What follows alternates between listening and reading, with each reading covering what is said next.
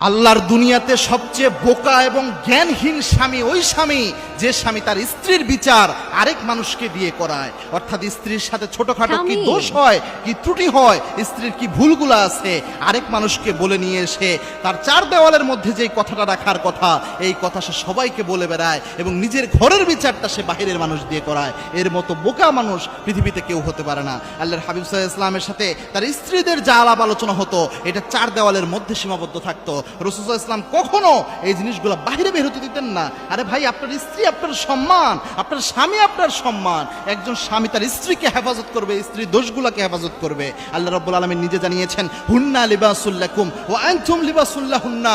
তোমরা হচ্ছে তোমাদের স্ত্রীদের পোশাক আর তোমাদের স্ত্রীরা হচ্ছে তোমাদের পোশাক। পোশাক যেমন আমাদের দোষ ত্রুটি ঢেকে রাখে, আমাদের গোপনীয়তা ঢেকে রাখে, তেমন একজন স্বামী তার স্ত্রীর গোপনীয়তা ঢেকে রাখবে, দোষ ত্রুটি ঢেকে রাখবে, গোপনে তাকে সংশোধন করবে। তাহলে